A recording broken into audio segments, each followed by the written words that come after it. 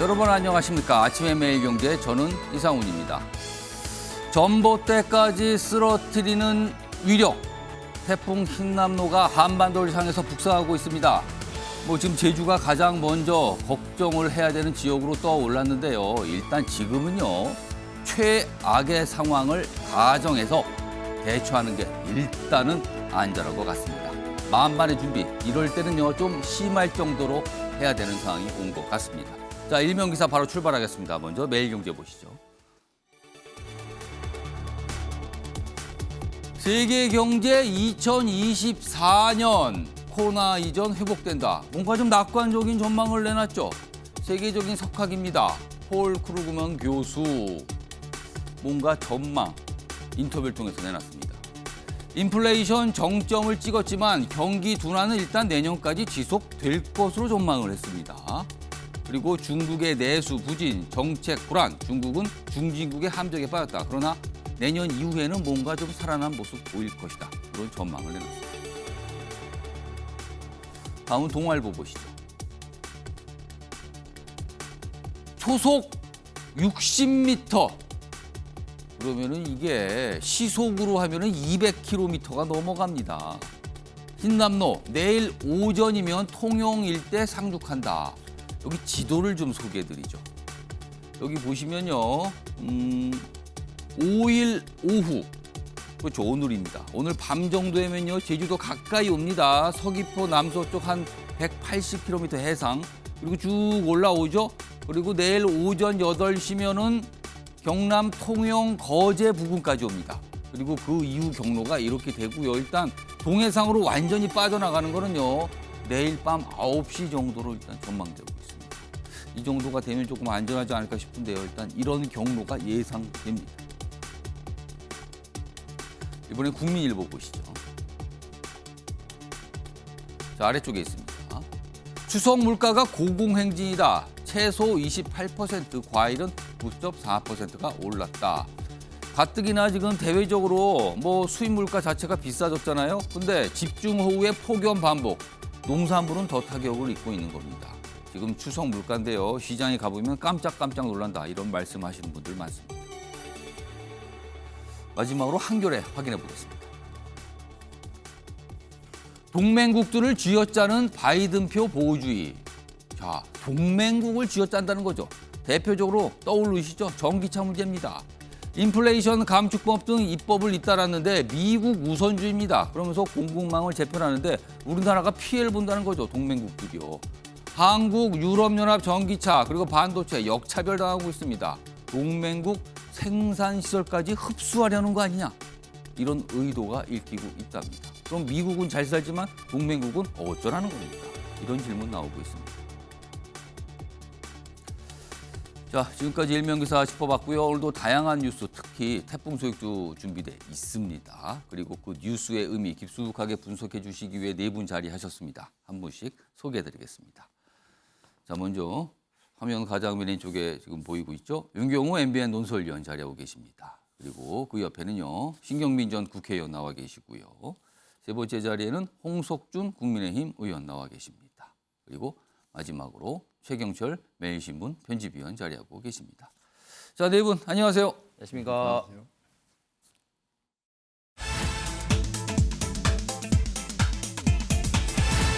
자, 아침의 매일경제의 첫 번째 이슈 키워드로 확인해 보겠습니다. 태풍인데 그냥 태풍이 아니군요. 1 플러스 1. 이거 통상 그냥 1 플러스 1이라고 그러잖아요. 두 개를 그냥 한 묶음으로 파는 겁니다. 근데 태풍이 1 플러스 1입니다. 이게 도대체 무슨 소리일까요? 자, 지금부터 태풍 기사 하나씩 짚어보겠습니다. 첫 번째 보시죠. 태풍을 먹고 더 세졌다. 흰남노 오늘 제주 강타한다. 태풍을 먹었다요. 흰남노가 태풍인데 다른 태풍을 먹었다는 뜻이 됩니다.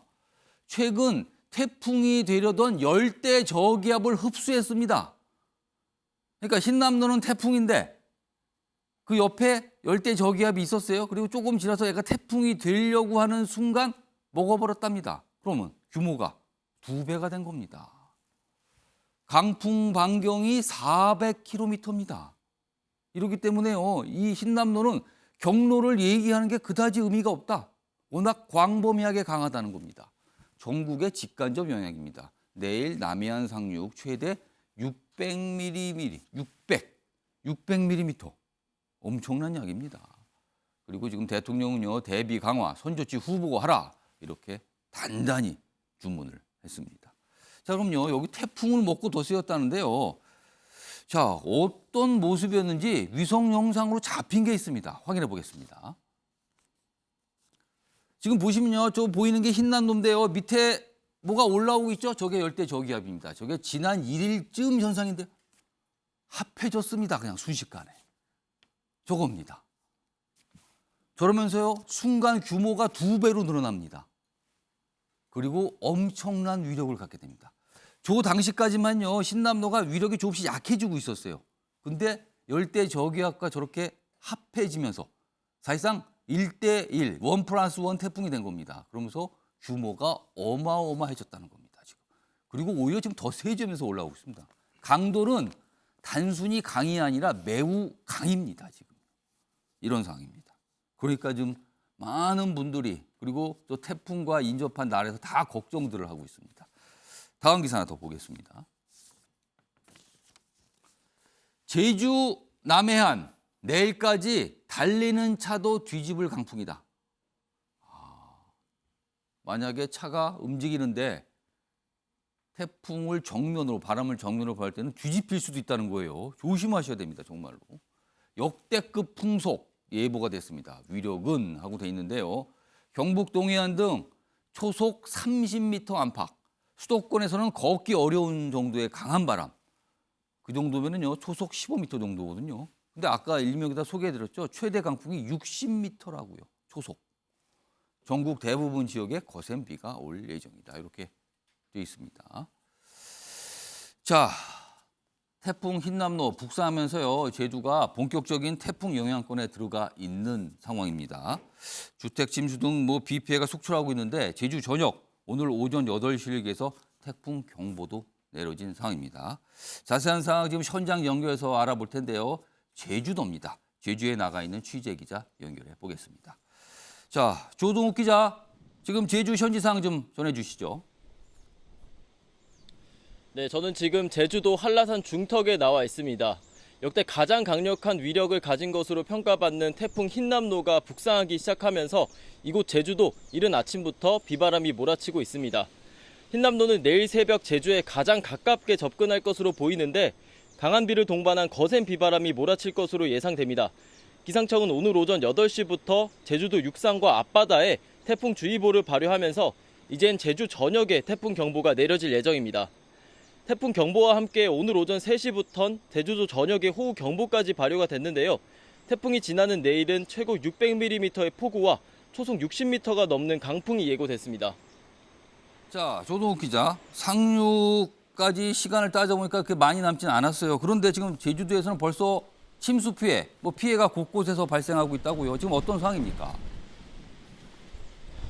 네, 그렇습니다. 어제부터 내린 강한 비로 곳곳에서 침수 피해가 잇따랐습니다. 제주 전역에는 50건의 침수 신고가 접수가 됐는데 서귀포 대정에선 시간당 75mm가량의 강한 비가 쏟아지기도 했습니다. 여객선을 내일까지 운항이 중단되고 항공편 역시 오늘 오후 1시부터 대부분 결항될 것으로 보입니다.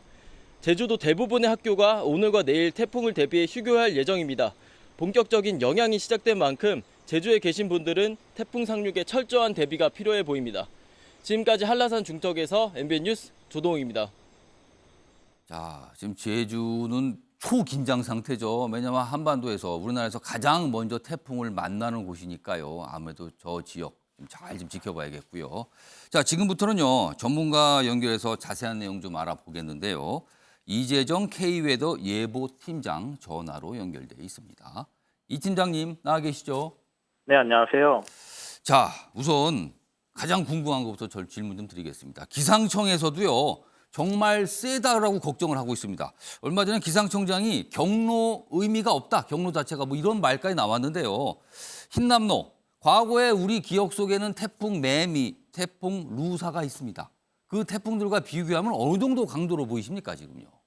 네, 말씀하신 대로 어제 기상청장이 경로가 의미 없을 정도로 강력하다고 말하고 기상청 예보 분석관이 부디 안전한 곳에 머무르시길 부탁드린다고 당부할 정도로 그 강도가 강력한 태풍인데요. 태풍 같은 경우 중심 기압이 낮을수록 강력한 태풍입니다. 우리나라에 상륙했던 태풍 가운데 그 중심 기압이 가장 낮았던 태풍이 사라로 951.5였고요. 예. 두 번째로 낮았던 태풍이 매미로 954였는데요. 예. 지금 예상으로 볼 때 내일 그 자정 전후로 해서 서귀포에 매우 근접해 지날 때도 여전히 중심 기압이 940, 최대 풍속이 초속 47m의 매우 강한 세력을 유지할 것으로 예상되고 있고요.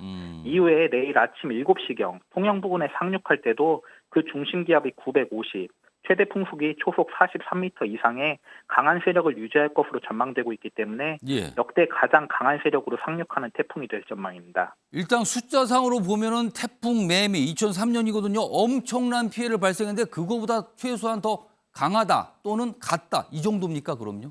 지금 매미와 비교해봤을 때 보다 강하다고 볼 수 있겠습니다. 당시에 보면은요 인명 피해도 대단했고요. 지금 보니까 재산 피해가 4조가 넘었습니다. 당시 기준으로요. 엄청납니다. 자, 그리고 방금 이재용 팀장님 연결을 하기 전에 기사도 소개해드렸고 영상으로도 소개해드렸는데 열대저기압을 흡수하는 모습이 나타났거든요. 이것 때문에 더 강해진 거 맞습니까? 이건 어떻게 좀 봐야 됩니까? 네, 이번 태풍 흰남노가 일본 오키나와 남쪽 바다를 이동하는 과정에서 제12호 태풍으로 발달할 가능성이 있었던 열대 저압부를 병합했는데요. 태풍의 씨앗이라고 볼 수 있는 열대 저압부를 병합하면서 그 세력과 크기를 더 키워왔습니다. 병합하기 전인 29일 같은 경우에는 강풍의 반경이 230km였던 것에 반해 지금 같은 경우는 430km에 달하고 있고요. 태풍이 대한해협을 통과해 경남을 관통해 나가겠지만 멀리 떨어진 서울을 비롯한 수도권 지역도 초속 15m 이상의 강풍이 예상되고 있습니다. 그러니까 지금 영상 아까 보는 게 정말 실감나는 영상이 좀 위성으로 잡힌 거거든요. 이런 모습으로 지금 올라오고 있는 상태입니다. 자, 일본에서는요. 전봇대가 쓰러졌습니다. 그 정도의 강한 바람을 갖고 있는데요. 태풍 흰남노 이런 얘기를 하는 게 의미가 있을지 모르겠는데 강풍과 비 어느 쪽을 더 경계해야 됩니까? 지금 상황에서는요. 네, 이번 태풍은 강한 비바람을 동반될 것으로 예상하고 있기 때문에 비와 바람 모두에 대한 대비를 잘 하셔야겠는데요. 먼저 비 같은 경우는 내일까지 전국적으로 100에서 300, 제주 산간 같은 경우는 최대 600mm 이상, 산간을 제외한 제주도, 남해안과 경상 동해안, 지리산 부근, 울릉도와 독도도 최고 400mm 이상의 폭우가 예상되고 있고요. 시간당 50에서 100mm 이상의 매우 강한 비가 짧은 시간에 내리는 국지성 집중호우 가능성도 높기 때문에 비에 대한 대비도 잘 하셔야겠고요. 바람도 또 문제입니다. 제주도와 전남 남해안, 경남 해안, 울릉도 독도는 최대 순간풍속 초속 40에서 60, 강원 영동과 경북 동해안, 경남 서해안은 초속 30에서 40, 그 밖에 남부지방과 충청, 강원 영서 남부는 초속 20에서 30, 수도권을 비롯한 그 밖의 전국도 초속 15에서 20m의 강풍이 예상되고 있습니다. 그러니까 바람이냐 비냐 이거 의미 없습니다. 지금요. 폭우와 강풍이 동시에 지금 들이닥치고 있는 겁니다. 자, 태풍 이동 경로 앞서서 소개드렸는데 글쎄 워낙 규모가 크다 보니까 경로 자체가 의미 없다고 하는데 그렇다면 경로보다는요. 시간대별로 특히 우리에게 위험한 시간대는 언제라고 보십니까? 네, 태풍의 중심에 가장 근접할수록 위험하다고 볼 수 있는데요. 제주도 같은 경우는 오늘 자정을 전후로 가장 근접할 것으로 전망되고 있기 때문에 오늘 밤부터 내일 아침까지가 이번 태풍의 최대 고비가 될 전망이고요. 이후로 대한해협으로 진출해 내일 7시경 통영 부근에 상륙해 10시를 전후로 포항 부근으로 빠져나갈 것으로 예상되고 있기 때문에 그 밖의 내륙 지역은 내일 새벽부터 오전까지가 이번 태풍의 최대 고비가 될 전망입니다. 자, 그럼요. 우리가요. 그러니까 한반도 기준입니다. 우리가 태풍 걱정에서 완전히 벗어나는 거는 언제쯤입니까, 그럼? 내일 오후 정도 돼야지 태풍의 영향권에서 거의 벗어났다고 보시면 될 것 같습니다. 오후면은 점심시간이 좀 지나면 됩니까? 아니면 저녁까지 좀 기다려야 됩니까? 지금 저녁 정도까지는 워낙에 태풍의 세력이 강하기 때문에 저녁 정도까지는 생각을 하셔야 될 것 같습니다. 알겠습니다. 자, 오늘 말씀 여기까지 듣도록 하겠습니다. 지금까지 이재정 K웨더 예보 팀장이었습니다. 감사합니다. 네, 고맙습니다. 태풍 반경이 400km예요. 대충 그 정도 규모 생각하시고 한반도를 딱 겹쳐보시면 느낌이 오시죠? 어느 정도인지. 그러니까 동해로 빠져도 그 뒤끝이 엄청나게 남아있는 겁니다. 그러니까 내일 저녁까지는요. 바람, 비 주의하셔야 됩니다. 그리고 길 가실 때요. 혹시라도 뭐 떨어지는 거 없는지 이거 정말 주의하셔야 됩니다. 다음 화면을 좀 하나 소개해드리죠. 자, 뭐 여러 가지 지금 주의할 점이 있는데 이걸 좀 봐주세요. 통상 태풍이 온다 그러면 많은 분들이 태풍에다가 이게 뭐냐면 신문지를 붙이시거나 아니면 테이프로 이렇게 X자 이렇게 쓰시죠. 왜냐하면 이게 아무래도 이 유리에 뭔가 힘을 줘서 깨지는 걸 막는다 이렇게 했는데 물론 이게 효과가 없다는 건 아닙니다. 근데요, 이거 미미합니다, 이거. 그러니까 이거를 하실 노력이시면요, 이거보다 옆에 걸 하시는 게 좋습니다. 뭐냐면요, 창틀 사이를 테이프로 붙이시든가 아니면 종이 같은 걸 껴서요, 흔들리지 않게 하시는 게 이게 훨씬 더 중요합니다. 왜냐하면 이 유리창이 깨지는 대부분 경우가 창틀이 덜컹덜컹 흔들리면서 충격을 받아 깨지는 거거든요. 바람보다도요. 그러니까 이렇게 X자로 붙이는 그 노력을 하실 바에는 차라리 이렇게 붙이세요, 그냥. 창틀에다. 물론 여기다가 X까지 더 하시면 더 좋을 겁니다. 근데 아무튼 요것만 하시는 거는 그다지 효과가 없다는 거. 그리고 신문지 붙이시는 거, 물칠해서 붙이는 거 이것도 그다지 효과가 없다는 거. 요거 알아두시기 바랍니다. 요거 당장 하실 수 있습니다. 요거.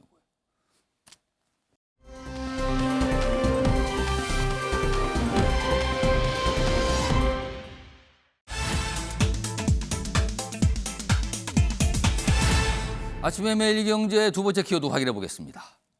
갈까 말까 고민 중이라는 거죠.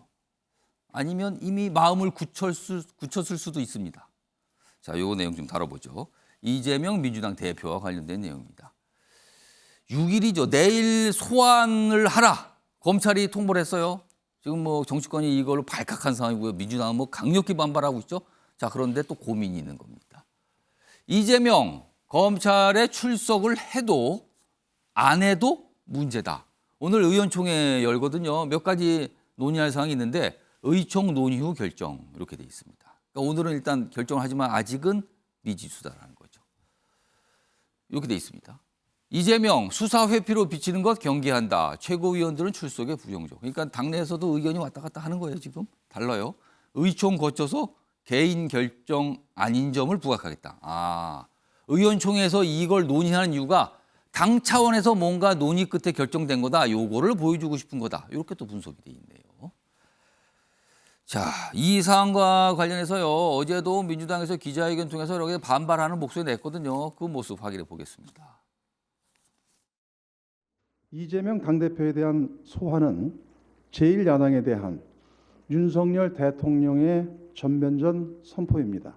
검찰을 통한 무자비한 정치 보복의 본색을 드러냈습니다. 신경민 의원님, 신 전 의원님 보시기에는 개인적으로 내일입니다. 통보한 날짜가. 이재명 대표가 검찰에 출석할 것으로 판단하시는지 일단 그게 첫 번째고요. 그리고 두 번째는 만약에 출석을 하는 경우와 출석을 안 하는 경우 두 가지인데 각각의 어떤 미치는 영향, 효과 뭐 이런 게 있을 것 같아요. 그것도 좀 분석해 주시죠. 지금 점점 안 가는 쪽으로 기울어져 가고 있다고 봐야 됩니다. 물론 분위기 그렇습니까? 최종 결정은 본인이 해야 됩니다. 그렇죠. 그러나 지금 최고위원들이 거의 다 불출석을 권유를 하고 있고요. 오늘 있을 의총에서도 아마 불출석 의견이 많을 겁니다. 예. 그렇기 때문에 아마 본인이 지금 간다, 안 간다라는 얘기를 안 하고 있거든요. 예. 그런 상황에서 얘기를 불출석 의견이 많을 경우에 이걸 뚫고 내가 그래도 당당하게 가겠다. 이렇게 결정하기가 지금 점점 어려워지는 상황으로. 지금 분위기로는 당에서 가지 말라는 목소리가 많고 오늘 의원총회에서도 아마도 예상컨대 불출석해라는 목소리가 많으니까 그 목소리를 받아들이는 형식으로 해서 가지 않을 것이다. 이 말씀인가요? 지금 그쪽으로 가고 있는 거죠. 근데 이제 출석을 했을 경우 예. 당당하다는 이미지를 줄 수 있죠. 그렇죠. 일단 그런 모습을 보입니다. 정권의 탄압, 예. 뭐 정권이 어떤 시련을 줘도 나는 간다. 가서 당당하게 내 얘기를 하고 오겠다라는 이미지를 주는 건 있죠. 예. 그런데 이미 기소는 사실상 결정됐다고 보는 것이 맞잖아요. 그렇게 판단하십니까? 9일 날이 공소시효고 어차피 마지막에 형식적으로 그게 서면이건 아니면 직접이건 간에 대면 조사건 간에 일단 부르는 것, 조사를 하는 것은 형식적 요건이라고 판단을 한다고 그러면은 예. 이렇게 가는 것이 무슨 의미가 있느냐라는 의견이 굉장히 많고요.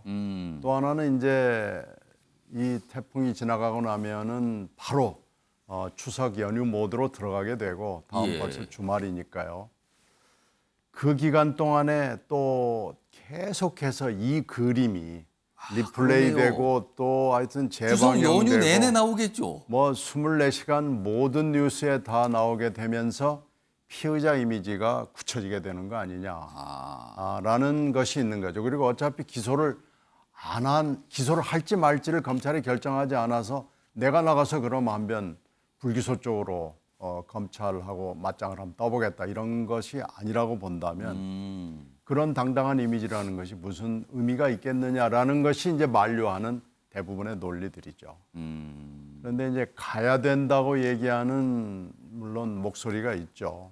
가서 일단 이재명은 이재명이다. 지금까지 이재명이라는 게 당당한 이미지였고 할 말을 한다는 이미지였는데 이걸 회피하는 것이 말이 되느냐. 예. 논리적으로 맞지 않느냐라고 얘기할 수 있고. 그러니까 나 당장 나올 수 있는 게 방탄조끼 입은 거 맞네. 이 소리가 나올 수 있거든요. 바로 이러려고 방탄하려고 국회의원 배지 달고 대표 모자 쓰고 이런 거 아니냐라고 얘기했을 때 사실은 방어 논리가 없습니다.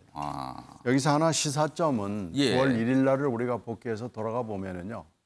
9월 1일 날 11시에 보좌관이 보낸 문자를 3시에 국회 본회의장에서 톡 봤거든요. 시차가 있었어요. 네. 그러니까 그 전날 이미 검찰에서는 통보가 왔고요. 그런데 그것을 11시에 온 문자를 더군다나 대표석이라는 건 카메라가 보기에는 거의 뭐 바로 그냥 직진으로 얼마 안 되지 않습니다. 그냥 카메라 고정돼 있죠. 네, 그죠? 그냥 항상 곳을. 쳐다보는데 예. 그걸 턱 봤다는 것은 그것은 보도자료를 문자 노출로 낸 거나 마찬가지거든요. 그러니까 지금 이재명 대표의 머릿속이 굉장히 복잡하고 자, 이것은 그러면은 어떻게 언론한테 얘기를 하느냐. 예. 당당하게 국회 정론관에 나가서 나 소환장 받았습니다. 이렇게 할 것이냐. 아니면 뭐 누구한테 슬쩍 흘릴 것이냐. 그중에서 본인의 문자 노출을 통해서 보도 자료를 낸 거나 마찬가지입니다. 그런 걸로 봤을 때는 굉장히 머릿속이 복잡하고요. 더군다나 이게 선거법이거든요. 공소시효를 앞둔 선거법인데 선거법은 이미 이재명 대표가 지사 시절의 경험이 있습니다. 그렇습니다. 대법원에 가가지고 가까스로 살아남은 건데 그것은 TV 토론 과정에서 상대 후보의 질문에 대한 답변이었거든요. 근데 이번 건은 경우가 다릅니다. 국감에서 한 얘기를 그렇습니다. 지금 걸은 거고요. 국감은 선서를 하고 하는 겁니다. 그리고 이것은 이미 충분히 예상이 됐던 질문이었고 이미 준비된 답변이었기 때문에 이건 기소가 됐을 경우 상당히 방어하기가 쉽지 않다는 것을 본인이 잘 알고 있죠. 그래서 이게 간단치 않은 사건이라는 것도 잘 알고 있기 때문에 아마 이런저런 것들을 다 고려해서 오늘 중으로 결론을 낼 겁니다. 알겠습니다. 의원총회가 열립니다. 오늘 의원총회 안건이 몇 가지가 있는데 그중에 하나가 이겁니다. 물론 의원총회가 결정을 하는 건 아니지만 아주 비중 있게 참고하겠죠. 의원들의 얘기를요. 그 이후에 어떤 판단을 하겠다는 겁니다. 다음 기사 하나 더 보겠습니다. 이렇게 분석한 기사도 좀 며칠 전에 좀 조금씩 나오고 있는데 이건 좀 이 다갈래로 좀 봤습니다. 이재명 대표 선거법 위반으로 그러니까 지금 좀 기소를 아직 기소까지 된 게 아니지만 소환 조사 단계잖아요. 그럼 이후에 어떤 기소가 되느냐 아니냐, 이후에 재판이 되느냐 아니냐 뭐 이건데 다 돼서 만약에 선거법 위반 유죄가 돼서 벌금 100만 원 이상 나왔을 땐 가정입니다. 이럴 땐 민주당은요. 대선 보존 비용 434억 원을 반환해야 됩니다. 엄청난데요, 이거? 이거 이미 받아서 쓴 거 아닙니까? 이거 반환해야 된답니다. 만약에 유죄가 되면. 당이 굉장히 힘들어지는 거예요. 지금 300억대 여의도 당사를 팔아도 부족하다. 그리고 선관위 경상보조금 차압당할 수도 있다. 그러니까 선관위가 이제 매년 주잖아요. 당에 돈을. 세금입니다, 다. 근데 이거 차압할 수도 있다. 갚아라 이거죠. 그리고요. 이재명 대표 개인적으로는 5년간 공직선거에 못 나갈 수도 있습니다. 이런 결정이 나오게 된다면. 그래서 이게 굉장히 지금 민주당이나 이재명 대표로서는 위기인 거죠. 자, 최영철 편집위원. 이거 유죄 때는 엄청난 일이 발생하는데요, 정말? 이게 어떤 정치권 판이 달라질 수도 있겠는데요, 이거는요? 이재명 대표의 전화기 속에 들어있는 전쟁이란 그 단어가 모든 것을 표현해 주는 거죠. 왜 전쟁이라는 표현까지 나왔는가? 네, 그렇습니다. 인적 처벌로는 이재명 대표는 차후에 천신만고 끝에 이제 대표가 돼서 다음에 대권 도전을 하게 생겼는데 예. 이것이 좌절되는 그러한 사태에 처하게 됐고 그리고 정당으로서도 대선 보전 비용 천문학적인 400억이 넘는 비용을 선관위에 토해내야 하는 그러한 아주 위험한 지경이 그러니까 있기 이거는 때문에. 대선 후보실어제 한 말이 문제가 됐기 때문에 대선과 연관이 있고 그 대선은 곧 그 정당과 연관이 있고 이렇게 연결되는 겁니까? 그렇습니다. 우리나라 공직선거법이 굉장히 무섭습니다. 예. 지금 뭐 사실 김경수 전 경남도지사가 8.15 광복절 특사에 포함도 못됐습니다. 예. 그리고 징역 2년 실형이라는 아주 무거운 처벌을 받아서 복역을 하고 있습니다. 그런데 예. 김경수 지사가 왜 그렇게 무거운 처벌을 받고 지금 복역 중입니까? 공직선거를 하는데 대선 과정에서 절대로 해서는 안 될 드루킹과 공모를 해서 예. 부정한 방법으로 나쁜 댓글들을 많이 생산하였다는 것이거든요. 그것이 바로 여론을 조작했고 이것이 바로 국민의 참정권에 대한 예. 중대한 도전을 하였다는 것이거든요. 그러니까 선거 과정에서는 절대로 거짓말을 해서는 안 된다는 겁니다. 왜냐하면 국민은 4년에 한 번, 5년에 한 번 대표를 뽑으면서 주인 노릇 한 번 하는 게 선거 때인데 예. 이 선거 과정에서 국민의 머리를 헷갈리게 하는 문제는 절대로 있어서는 안 된다는 것이 민주사회에서의 예. 법치입니다. 예. 그런데 이 이재명 대표는 지난 대선에서 국감 때 나와서 나 김문기 씨 잘 몰라. 그리고 이 백현동 개발 이거 국토부가 나와야 돼서 협박해가지고 이거 협박 이런 얘기가 나왔어요. 그렇습니다. 개발한 거야. 나는 이거 하고 싶지 않았는데 협박 예. 때문에 한 거야. 이게 모든 카메라를 통해서 국민에게 전달된 거죠. 예. 국민들은 협박당해서 저거 했구나. 저분 김문기 몰랐구나. 그렇게 오인할 수 있었다는 것이죠. 근데 그거를 좀 반박하는 어떤 정황 이런 걸 좀 자꾸 제시가 되고 있는 거잖아요. 그렇습니다. 그것이 지금 국토부가 백현동 개발에서 우리는 협박한 적이 없다는 것을 공문으로 경찰과 검찰에 모두 다 전달했습니다. 그리고 김문기 씨와의 관계도 여러 가지 정황상 해외도 같이 갔고 골프도 쳤고 뭐 이런 유족들의 얘기도 있고요. 그렇습니다. 이런 유족들의 진술 이런 예. 것들이 객관적으로 증명됐기 때문에 경찰이 이것은 기소 의견으로 송치한 것이고 검찰도 지금 소환 조사를 하겠다고 나선 것이거든요. 그만큼 이 사안이 매우 중차대한 겁니다. 예. 그런데 이 이재명 대표께서 검사가 부르는데 나가지 않겠다는 것은 법치주의에 대한 중대한 도전이 아닌지 김경수 지사의 사례를 한번 잘 살펴보시기 바랍니다. 이게 쉽게 넘어갈 문제가 예. 아니다. 그리고 민주당도 예. 이 부분에 대해서 자세히 살펴서 국민 감정이 법 감정이 어떤 것인지를 알아야 하는데 지금 거기에 대해서 굉장히 오인하고 있는 것이 아닌지 정정당당하게 검찰에 출두해서 자신이 처한 상황을 예. 잘 설명하고 변소하시는 것은 맞지만 검찰의 조사에 나는 피해자다. 예. 지금 뭐 현해탄 옛날에 김대중 정권 때 김대중 대통령께서 현해탄 수장되는 그러한 것과 비교하는 것이 상식적으로 맞지 않지 않습니까? 저는 검찰 조사에 반드시 응해야 된다. 저는 이것이 바로 국민의 뜻이 아닌가 이렇게 생각합니다. 우리나라 선거법이요 굉장히 엄합니다. 뭐 예를 들면요 선거 기간이 안 됐을 때 전에 많은 사람들이 모여 있는 곳에서 마이크 잡으면요 이것도 위반이라고 문제가 발생을 해요. 그럴 정도로 굉장히 엄격합니다. 우리나라 선거법은요. 그만큼 조심해야 되는 거겠죠. 자, 홍석준 의원님. 근데 민주당은 지금 뭐 아까 신경민 전 의원 말씀 들어봤고요. 그다음에 최영철 편집위원 얘기도 하셨는데 지금 민주당에서는 이거 정치 보복이다 이렇게 얘기하고 있거든요. 국민의힘, 그러니까 경쟁 정당인 국민의힘 소속으로서 어떻게 들으셨습니까? 뭐 민주당에서는 뭐 이렇게 이야기할 수밖에 없겠습니다만은 제가 볼 때는 좀 속아 웃을 일입니다. 이게 어떤 이유에서 그렇습니까? 민주당에서도 사실 이런 것을 알고 있기 때문에 예상했기 때문에 검수완박이라든지 또 이재명 또 당 대표가 국회의원이나 당 대표를 통해서 지금 방탄복을 입었다는 것은 뭐 주지의 좀 사실인 것이고 그리고 이게 정치 보복이 도저히 될 수 없는 게 지금 윤석열 정부에서 이 수사를 지금 시작하지 않았죠.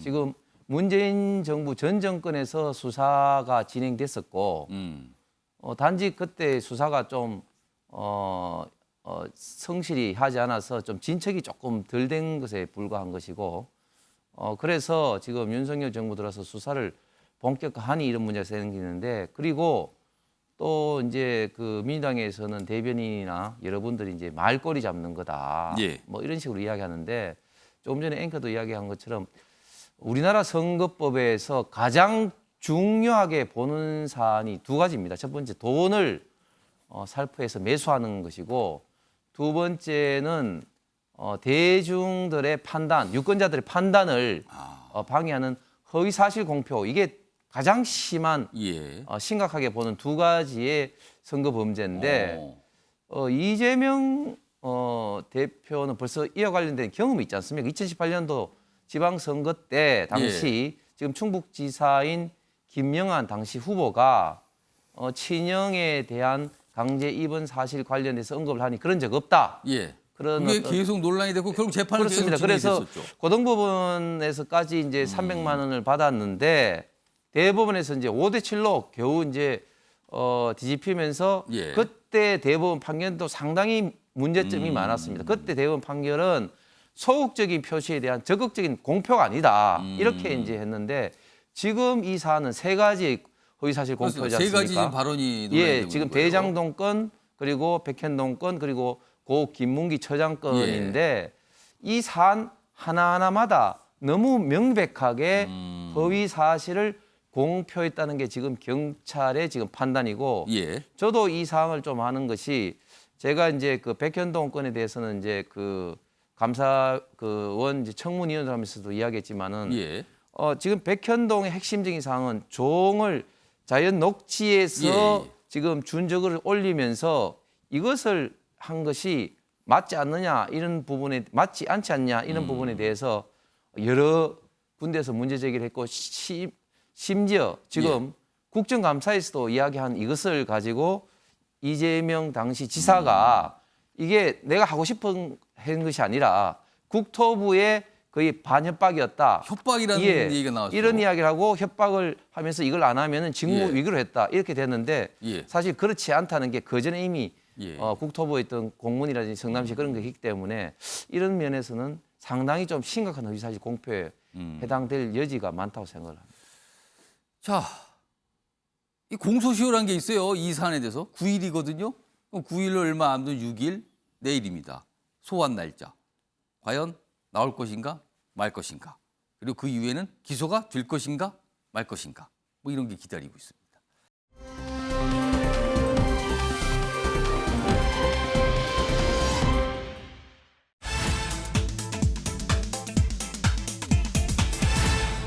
역공입니다. 역공. 그럼 역공이라는 거는 공격을 받았는데 이걸 받아쳐서 다시 또 강하게 나간다.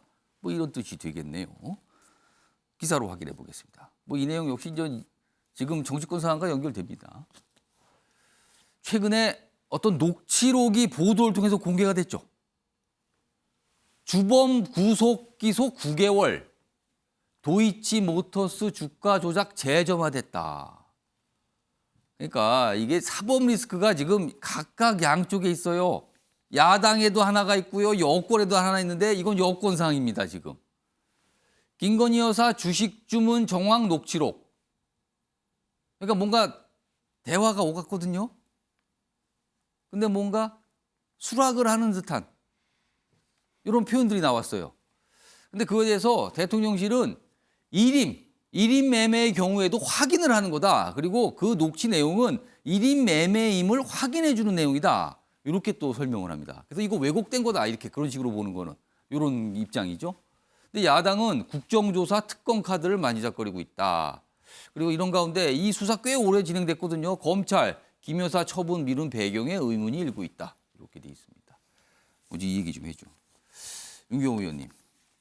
이 녹취록이 최근에 나오면서 그러니까는 이 두 날짜, 그러니까 하루하루씩 이틀에 걸친 그 어떤 대상인 녹취록이거든요. 1인 매매냐 아니냐. 그러니까 주가 조작임을 알고 있었는가 모르고 있었는가. 뭐 이거거든요 지금요. 이 상황은. 이거 어떻게 좀 보셨습니까? 그러니까 그 녹취록만 듣고는 주가 조작 여부에 대해서 인지를 했느냐 안 했느냐 예. 그거는 일반인은 참 판단하기는 쉽지 예. 않아요. 그러나 이제 이 보도 전에 또 다른 매체들이 어떤 보도를 했느냐 대선 당시에 윤석열 캠프에서 김건희 씨가 가지고 있던 계좌 예. 그걸 공개를 했잖아요. 예. 근데 그 이외에 또 다른 여러 가지 계좌들이 있었다라는 게 추가 보도가 있었거든요. 그러니까 이런 여러 가지 것들을 포함해서 주가 조작 범죄라는 거는 불특정 다수에게 피해나 손실을 끼치는 범죄라는 점에서 예. 제한된 주범만을 기소하고 넘어가는 거 이거 안 된다는 거잖아요. 그러나 지금 검찰이 보이는 행태는 지금 제목에도 이미 있습니다만 주범을 이미 구속 기소해서 재판에 넘긴 지 예. 9개월이 지났는데 예. 그중에 주된 역할을 한 선수조차도 역시 기소를 했는데 예. 전주로 의심이 되는 분에 대해서는 아직은 별다른 게 없다. 증거 불충분으로 무혐의 처리를 하거나 아니면 기소를 하거나 결정을 해야 되는데 결론을 내려야 되는데 이걸 그냥 미루고 있는 거 아닙니까? 그리고 지금의 정황도 계속 시간 끌기로 가려고 한다. 이런 이제 정황이 짙어요. 그러니까 이제 그런 점에서 아마 언론에서 이런 녹취록 같은 게 보도가 됐을 것 같고 또 이런 보도가 된다는 거는 어떻게 보면 뭐 제보가 됐을 수도 있고요. 예. 검찰이 이제 얼마나 이걸 다 확보를 하고 있느냐 이제 이런 논란이 아마 여지가 있을 것 같은데 제가 보기에는 이모 씨라는 선수의 증언상으로만 보면 예. 전주 역할을 했던 김건희 여사를 조사를 안 할 수 없을 것 같아요. 그 이모 씨라는 거는 이른바 이제 투자 전문가로 뭐 소개를 받았다는 인물 그리고 여기 뭐 언론에서는 이른바 요 계통의 선수 아니냐 뭐 이렇게도 표현이 됩니다. 그렇습니다. 지금요. 그러니까 주범이라고 하는 권오수 도이치모터스 회장으로부터 예. 돈을 대줄 역할을 할 분이 이분이다라는 소개를 받았다. 이 이제 증언이 있었고요. 그다음에 이 김건희 여사 측은 이 씨에게 1인 매매라고 지금 이번에 이 보도 예, 이후에도 대통령실에서 그렇게 표현을 했잖아요. 매매 권한을 완전히 줬다. 알아서 투자를 하라. 알아서 하도록 했다 이건데 이거에 대해서 사실 규명을 해야죠. 그러나 이제 검찰이 이런 식으로 계속 시간을 끈다면 어쩔 수 없이 특검 얘기를 피하기가 참 어려울 것 같다. 그러나 현실적으로 특검은 어렵죠. 지금 법사위를 야당 위원장이 쥐고 있기 때문에 예. 상정 불투명하고요. 패스트트랙에 올리려면 뭐 법사위를 거쳐야 되는데 그거 안 되잖아요. 그다음에 더군다나 대통령실에서 거부권 행사할 수 있지 않습니까? 대통령이. 예. 또 그걸 뒤엎으려면 3분의 2 이상의 국회 의원들이 제적위원회에서 3분의 2니까 찬성을 해야 되는데 그건 뭐 그래서 굉장히 거의- 어려운 길입니다. 예, 그건 사실상 그건 어렵기 예. 때문에 그러니까 이제 특검이라는 얘기는 결국 정치적인 공세에 불과한데 그 얘기는 검찰이 무혐의 처분이든 아니면 기소든 움직이도록 하는 이제 지렛대 압박 효과는 있을 것이다. 압박용이겠죠. 그리고 여론이 얼마나 지금 여론이 안 좋겠어요. 아까 예. 제가 초두에 말씀드렸습니다만 주가 조작 범죄는 불특정 다수에게 피해와 손실을 주는 범죄라는 점에서 한동훈 법무장관이 흔히 얘기하는 뭐 나쁜 놈들 얘기하는 그거에 예. 이건 뭐 전형적으로 해당되는 거니까 그걸 시간을 끈다. 이건 맞지 않죠. 그런 점에서 검찰이 결론을 빨리 낼 수밖에 없도록 그렇게 압박을 하는 그런 형국 해석됩니다. 최영철 편집이요. 그동안 이 도이치모터스 요 사안은 그러니까 김건희 여사 관련된 사안은 조금 약간 수면 밑에 내려가 있었어요. 근데 이 녹취록 보도가 나온 이후에 다시 이제 재점화된 그런 분위기거든요. 이게 쉽게 사그라들까요? 어떻게 보십니까? 지금까지 사그러들었던 이유는 이 수사가 예. 문재인 정권 때 계속 수사를 했습니다.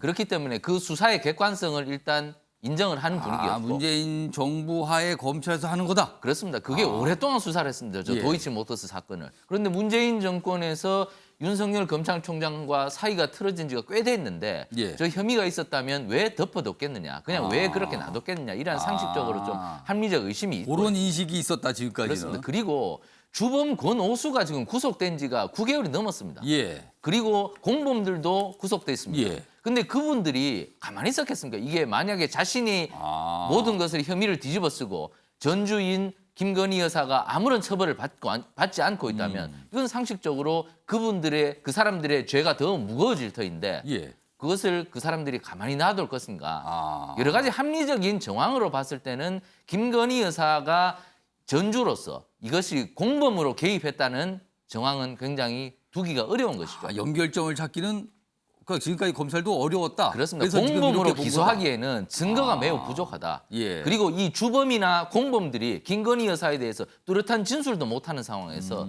이것을 기소하기는 매우 어려운 것이 아니냐. 그리고 이 수사가 오랫동안 진행돼 왔고 그리고 전 정권에서 이미 상당 기간 수사가 진행돼 예. 왔는데도 불구하고 김건희 여사를 기소를 하지 못했는데 예. 지금 와서 다시 이것을 특검까지 하자. 이것은 수사력의 낭비가 아닌가. 그러나 검찰은 마지막까지 수사 의지를 갖고 예. 이 사건을 제대로 종결해야 된다. 그냥 덮어서는 안 된다. 어쨌든 국민적 의혹의 시선이 쏠려 있기 때문에 예. 한동훈 법무장관은 뭐 검찰총장과 어떻게 뭐 의논을 하든지 해서 검찰은 명예를 걸고 이 부분에 대해서도 공범인지 아닌지를 결론을 예. 내리는 것이 맞다. 저는 이렇게 봅니다. 아주 정치권 이슈로 나왔어요. 그리고 민주당이 이걸 지금 파고들고 있죠. 이 사안에 대해서. 다음 기사 보겠습니다. 민주당 이재명 소환에 김건희 주가 조작 이 의혹 수사하라 맞불을 놓고 있습니다. 맞불입니다. 그러면서 이런 얘기도 해요. 제1야당 대표 소환은 윤 대통령의 전면전 선포다. 그냥 밀릴 수 없다. 특검, 뭐 국조, 뭐 이런 얘기 꺼내고 있는 거죠 지금요. 자, 그럼요. 어제 민주당에서 기자회견 열어서 이 사안을 좀 다뤘고요. 거기에서 뭔가 언급된 부분이 있었는데 그게 윤석열 대통령과 관련돼 있었거든요. 과거 대선 시절입니다. 그 영상까지 묶었습니다. 보시죠. 김건희 여사는 줄줄이 무혐의, 야당은 줄줄이 소환하는 막장급 편파 수사입니다.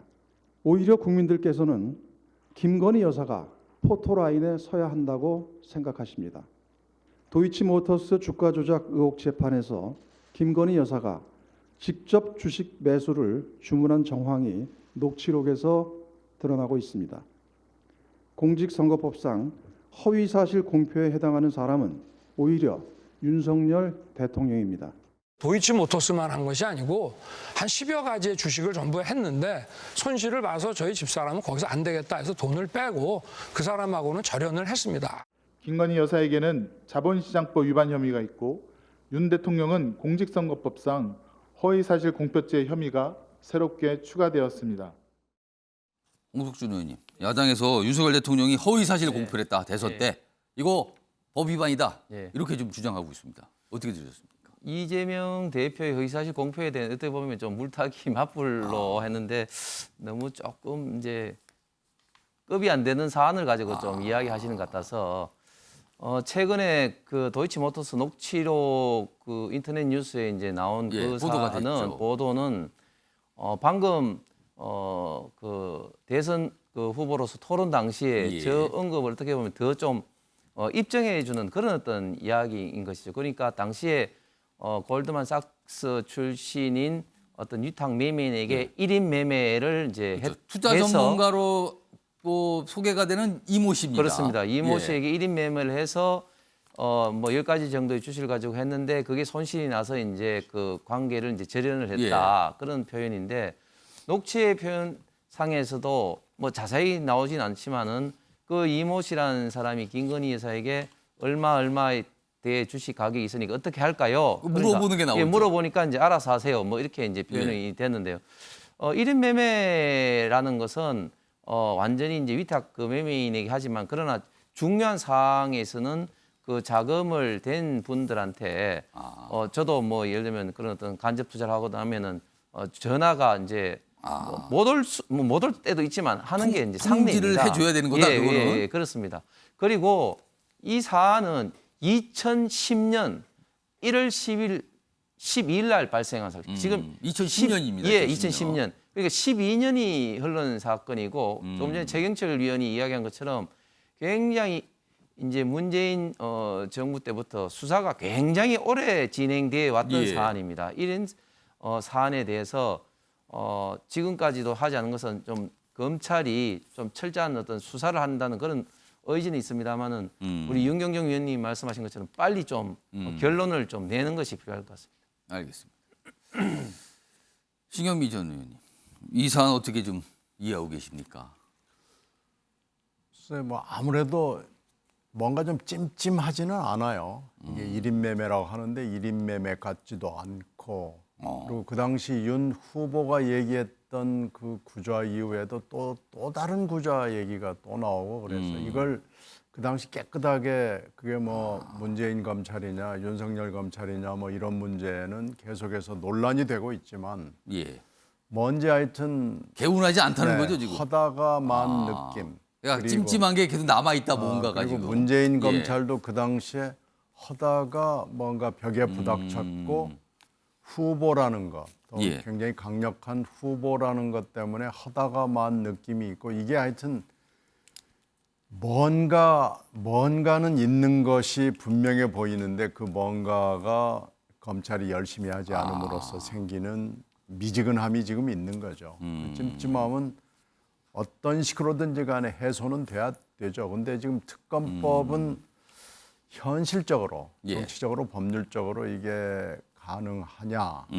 법사위원장을 지금 현재 여당이 하고 있는 상황에서 예. 여러 가지 얘기를 하고 있습니다마는 법사위가 이 특검법을 놓고 돌아갈 가능성은 전무하거든요. 그렇게 따지면 결국은 정치적 공세로 예. 공방 속에서 흘러갈 것이 뭐 너무 분명해 보이고요. 예. 그렇게 따지다 보면은 또 검찰이 열심히 할 것 같지도 않고요. 그래서 이건 뭐 계속 이렇게 지지부진입니까 그냥? 뭐 미지근하고 뭔가 하여튼 깨름직한 예. 상황이 계속해서 진행될 것으로 판단됩니다. 관련 기사 하나 보죠. 며칠 지났는데 며칠 전에 이재명 대표가 한 얘기가 있다고 소개가 돼 있어요. 이재명, 김건희 의혹 특검으로 털자. 내 의혹도 특검 가능하다. 이런 얘기를 최근에 비공개 당 최고위, 당 회의에서 얘기했다고 알려진 겁니다. 그러니까 뭐라 그럴까요? 양특검이네요. 한쪽도 특검하자. 내 것도 특검한다. 이겁니다. 특검 대 특검입니다. 국회 통과된 대통령 거부권 가능. 일각에서는 실제로 야당이 특검 도입보다는 이 대표 수사 무디게 할 의도 아니냐. 뭐 이런 또 시각도 있습니다. 이렇게 좀 적혀 있습니다. 이거 어떻게 될지 모르겠네요. 특검 얘기만 나오고 뭐 진척도 없고 그냥 말싸움만 하는 건지 모르겠습니다. 아무튼 이런 보도가 있고요. 다음 기사 하나 더 보죠. 이거는 뭔가요? 부수적인 뭐 효과인가요? 이런 게 있습니다. 윤 전면전 선포 정치 탄압이다. 지금 민주당에서 이렇게 얘기하잖아요. 그런데 공동의 적이 뜨자 비명 친명이 하나가 된 민주당이다. 뜻밖의 결집을 일으킨다는 거예요. 신경민 전 의원님, 이런 분위기가 있습니까? 그럼 이재명 대표 리더십이 당내에서도 강해지는 겁니까? 뭡니까 이 내용은요? 물론 저런 분위기가 있죠. 특히 이 전당대회에서 예. 친명 인사들이 지도부에 거의 대거 들어가기 때문에 지금 친명이 아니라고 생각되는 최고위원은 고민정 의원 하나밖에 없는 상황인데 고민정 의원도 지금 최근에 이 발언 수위를 보면은 친명적 발언을 계속하고 있어요. 여권을 향해서 굉장히 지금 공세를 한다는 거죠. 그러면 그렇게 따지면은 일단 지도부는 예. 거의 친명 일색으로 가고 있다라고 판단이 되는 거죠. 근데 물론 의원 수가 많기 때문에 비명 내지는 뭐 반명 의원들이 얼마나 있는지 모르겠습니다만 그 의원들은 현재 분위기상으로 목소리를 낼 수 있는 분위기가 아닙니다. 그래서 지금 현재 조용한 편이죠. 그런데 이제 이게 앞으로 예. 이걸로 끝나지 않잖아요. 지금 현재 이제 9월 9일까지는 이 공직선거법 중에 허위사실 공표 예. 가지고 지나가지만 그 이후에 추석을 지나고 나면 또 여론이 또 들릴 거 아닙니까? 또 여론도 추석 민심이 어떻게 갈지도 모르고요. 또 그다음 또 검찰과 경찰의 행보가 있지 않겠어요? 기소 여부입니다. 또 기소도 기소고 예. 또 수사가 지금 한 10개가 이재명 후보에 대해서 이재명 대표에 대해서 진행되고 있기 때문에 이게 이제 아마 불러조질 거예요. 아, 그러면 소환으로 하죠. 이제 경찰, 검찰들이 부르고 영장 들어가면 영장도 각종 영장이 다 들어가지 않겠습니까? 예. 이렇게 되면 그때 혐의는 선거법이 아니잖아요. 그렇게 되면 이제 부정부패 문제가 나오고 이렇게 되면 예. 앞으로 9월, 10월에 전혀 예측할 수 없는 상황이 전개가 될 거고요. 그때 민주당이 어떤 목소리를 낼 것인지 예. 지금처럼 한 목소리를 낼 것인지는 조금 더 지켜봐야 됩니다. 그러니까 지금은 요겁니다. 요거 좀 보죠. 사사건건 대립하다가 전쟁입니다. 요걸로 지금 일치 단결해서 협공한다는 거잖아요. 그런데 추석 연휴가 지난 뒤 시간이 조금 흐르면 과연 결집이 유지가 될 것인가? 이건 좀 지켜봐야 된다는 거죠. 그게 지금까지 계속 얘기됐던 사법 리스크 이걸까요? 아무튼 이런 기사가 오늘 좀 있습니다. 갑자기 비명 친명이 하나가 됐다. 그렇게 싸우더니 이런 겁니다.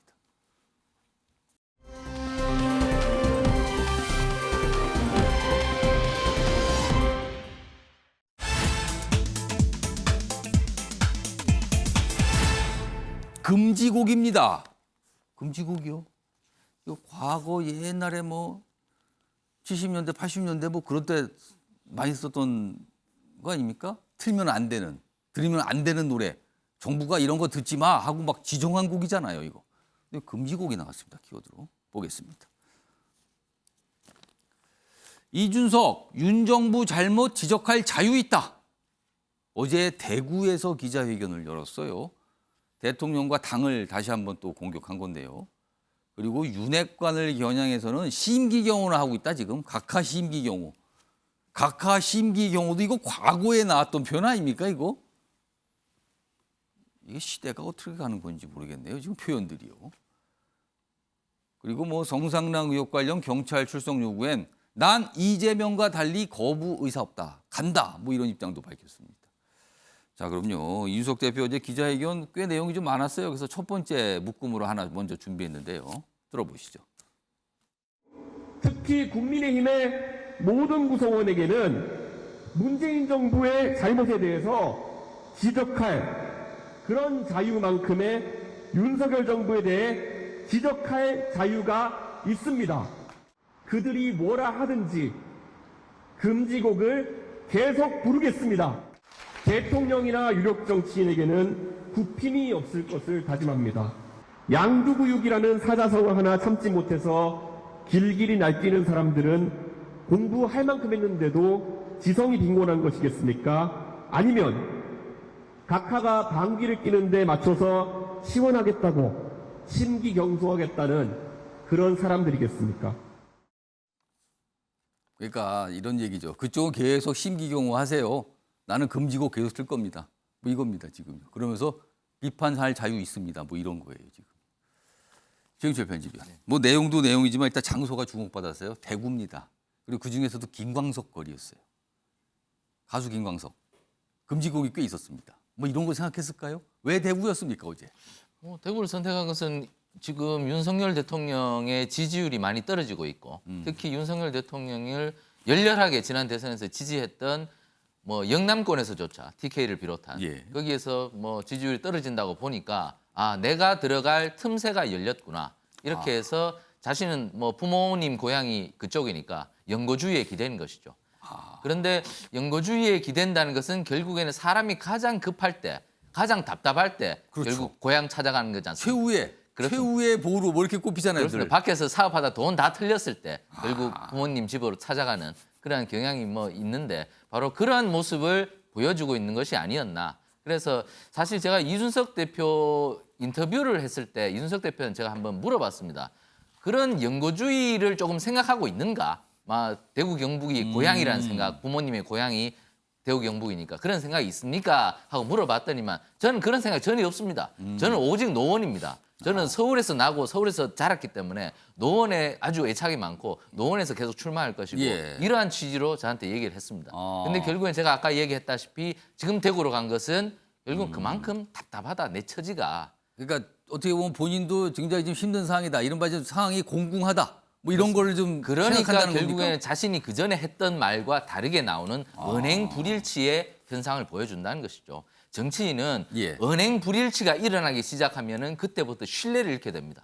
그렇다면 정당성이나 정통성이 없는 정치인이 되는 것이죠. 저는 이준석 대표가 왜 저 길을 자꾸 가는지 저는 이해가 잘 가지 차라리 않는데. 서울에서 기자회견 했으면은 좀 약간 다르게 보셨을 것 그렇습니다. 같아요. 노원에 갔었어요. 내가 여기서 계속 정치를 할 거고 내가 정말 억울해서 못 참겠습니다. 예. 지지자들 나를 도와주십시오. 이렇게 가야지. 왜 저렇게 거꾸로 정치를 하는 것인지 저는 이해가 잘 가지 않고요. 그렇기 때문에 큰 길을 가야 된다. 정치인은 당장 지금 손해를 보더라도 노무현 대통령께서 계속 부산에 출마했지 않습니까? 예. 근데 자신의 이익만 생각했다면 서울에 남았겠죠. 하지만 정치인은 큰 길을 가야 된다고 생각했기 때문에 대통령까지 된 겁니다.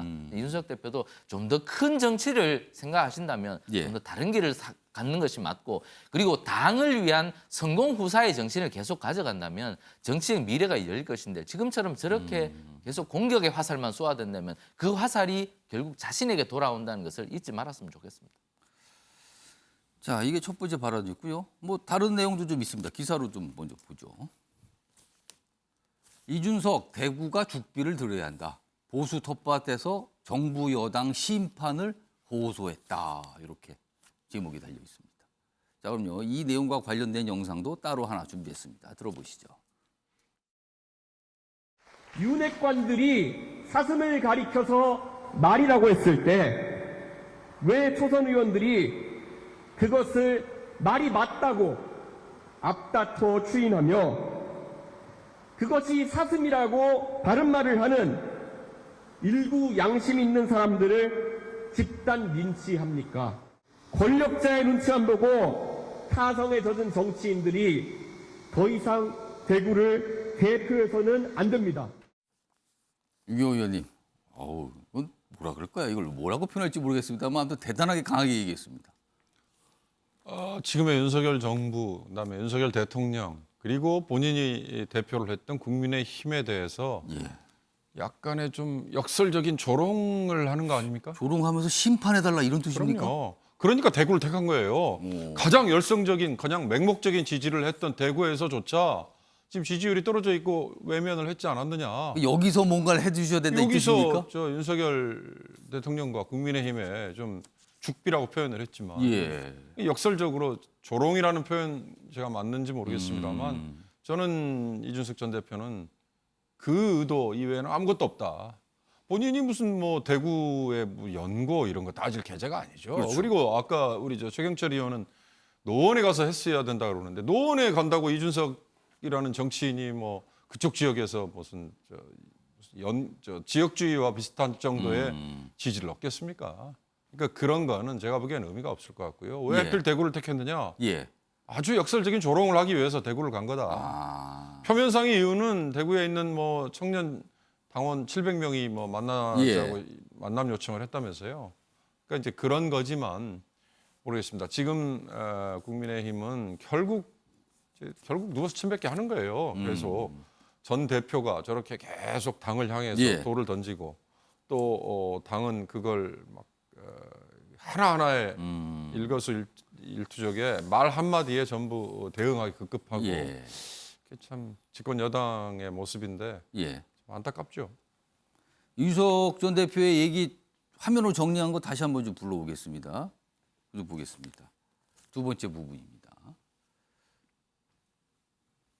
요거 뭐 흥분하더라. 다음 보겠습니다. 여기 있습니다. 그러니까 사슴을 가리쳐 말이라고 했을 때 왜 초선 의원들을 그걸 말이라고 맞다고 앞다퉈 추인하냐. 사슴이라고 이야기한 일부 양심 있는 사람들을 집단 린치하나. 이런 것도 있고요. 일단 이거 지록 위마 뭐 이런 거 옛날 사자성어 고사인데 이걸 또 인용을 했어요. 다음 보죠. 그러면서 대구 의원들 얘기를 해요. 대구에서는 앞으로 절대 받아주지 말라. 오늘 또 어떻게 우연히 겹쳐서 홍석준 의원님, 홍석준 대구의 지역구를 둔 국회의원이신데요. 네네. 그러니까 홍석준 의원님을 포함해서 한 10여 명의 대구 의원을 정면으로 겨냥을 했습니다. 지금요. 12명이죠. 예. 이거 어떻게 들으셨습니까?